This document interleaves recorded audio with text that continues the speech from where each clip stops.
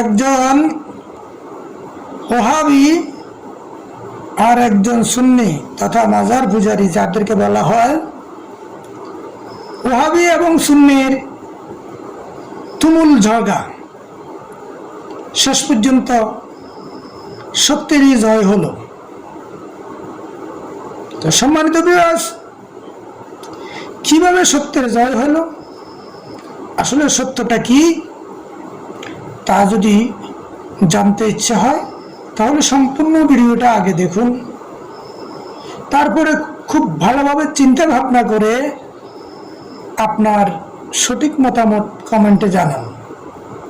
এবং যদি আপনি আমার চ্যানেলে নতুন হয়ে থাকেন তাহলে চ্যানেলটি সাবস্ক্রাইব করুন এবং এই সত্য জানার জন্য শেয়ার করে আপনার ফেসবুক স্টোরে শেয়ার করে দিন। একদিন এক ওহাবি মৌলবী এবং তার কিছু সুন্নি অনুসারী একজন সুন্নি আলেম বা সৃষ্টিপ্রেমিকের ভক্ত একজনকে ধরল এবং তর্ক হলো। ওই ওহাবিপন্থীটা সে বলতেছে যে তোমরা মাজার পূজারি, তোমরা মাজারকে সিজদা করো। তখন সৃষ্টিপ্রেমিকের অনুসারী সে বলল যে তোমরা তো দেওয়াল পূজারি, তোমরা তো দেওয়ালকে সিজদা করো, দেওয়াল তো গায়রুল্লাহ। লাগলো তো কিভাবে, আমরা আল্লাহকে সিজদা করি। তখন সেই সুন্নিটা বলে আমরাও আল্লাহকে সিজদা করি। তোমরা মাজারকে সিজদা করো। তখন সে বলল ওহাবিটাকে যে তোমরা দেওয়ালকে সিজদা করো। এবং কি যদি তখন সে বুঝতে চাইল, ওহাবিটা তখন হতচকিত হয়ে গেল, মানে হতভম্ব হয়ে গেল যে এইরকম জবাব তো আর কেউ দেয় নাই। তো বলে আমরা কিভাবে দেওয়ালকে সিজদা দিই? বলে তোমার সামনে কি যে দেওয়াল, তো যদি সামনের বস্তুকেই সিজদা দেওয়া হয় তাহলে তোমার সামনে দেওয়াল, তাহলে তুমি দেওয়ালকে সিজদা দিচ্ছ। পাশাপাশি পিছনের কাতারের লোক সামনের কাতারের মানুষকে সিজদা দিচ্ছ, কারণ তোমার সামনে মানুষ। এবং আমাদের মসজিদের টয়লেটে সামনে টয়লেট রয়েছে। এবং আরো যদি তুমি সামনের বস্তুকে বলো সিজদা, এবার বলে এখান থেকে যদি আমরা কেবলাকে সিজদা করো তাই সামনে যাইতে যেতে আরো অনেক বস্তু পড়ে সামনে। অনেক কথা বিতর্ক হয়েছিল।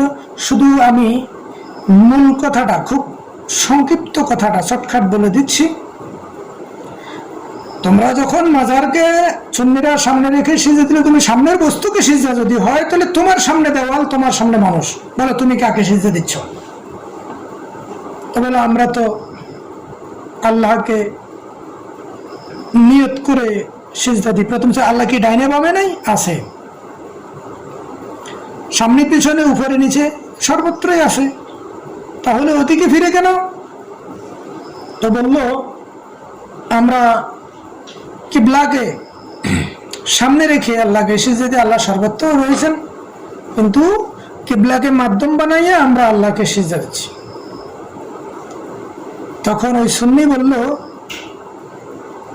যদি তুমি পাথরের তৈরি কাবাকে সম্মুখে রেখে কেবলা বানিয়ে আল্লাহর নিয়তে সিজদা দিলে আল্লাহ পেয়ে থাকে, তাহলে কাবার সাইতে অনেক ঊর্ধ্বে একজন মুমিন বান্দা তথা একজন আল্লাহর ওলি।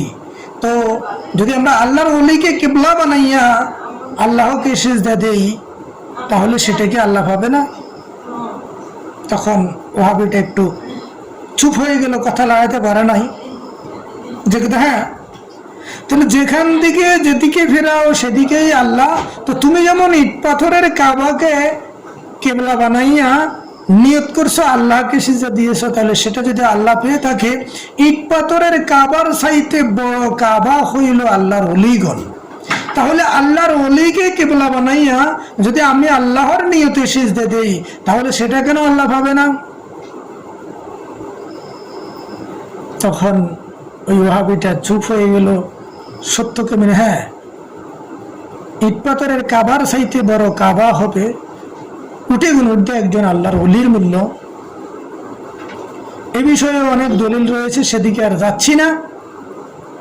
শুধু বললাম এই যে আল্লাহ তোমার চেহারা দেখেন না, আল্লাহ দেখেন অন্তরের বিষয়। তাহলে সে অন্তরে যদি আল্লাহকে নিয়ত করে সিজদা দেয়, কাবা জাহিরি কাবা হোক বাতিনি কাবা হোক, কাবাকে মাধ্যম বানাইয়া যদি কোনো ব্যক্তি আন্তরিকভাবে নিয়ত করে যে সে আল্লাহকে সিজদা দিয়েছে, তাহলে সেটা আল্লাহই পেল।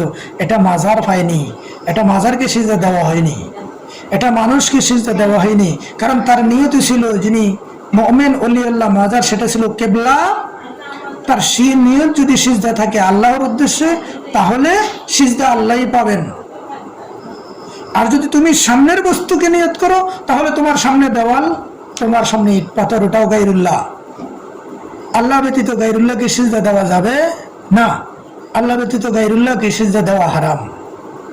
তো এক কথায় ইট পাথরের কাবাকে যদি সিজদা দিয়ে কিবলা বানাইয়া আল্লাহকে সিজদা দেওয়া যায়, তাহলে প্রকৃত মুমিন বান্দাকে আল্লাহর ওলিকে কিবলা বানাইয়াও আল্লাহকে সিজদা দেওয়া যায়।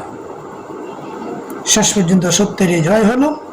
সুতরাং এই ভিডিও থেকে আমরা শিখব, শুধু জাহিরি কিছু দেখাশোনা নিয়ে বাকবিতণ্ডা বা ঝগড়া না করে, সাধারণ মানুষের মাধ্যমে বিশৃঙ্খলা সৃষ্টি না করে, আমাদেরকে তার আন্তরিক নিয়ত এবং ন্যাক উদ্দেশ্য জেনে সেই বিষয়ের উপরে কথা বলা বা আমল করা চিন্তা করব। ভালো হইলে গ্রহণ করব, ভালো না লাগলে আপনি আপনার মতো থাকবেন। এটাই হলো ফিতনা থেকে মুক্ত থাকার মূল মন্ত্র। তাহলে এখানে বলছি, ইট পাথরের কাবার চাইতে আল্লাহর অলিগণ বড় কাবা, আর অলিগণকে কাবা বানাইয়া আল্লাহকে সিজদা দিলে সেটা আল্লাহই পেয়ে থাকেন। এটা মানুষকে দেওয়া হয় না, এটা কবরকেও দেওয়া হয় না, মাজারে। সামনের বস্তু লক্ষ্য উদ্দেশ্য না, লক্ষ্য উদ্দেশ্য হলো নিয়ত। ইন্নামাল আমালু বিন্নিয়াত, কারণ সকল কাজ নিয়তের উপরেই নির্ভরশীল।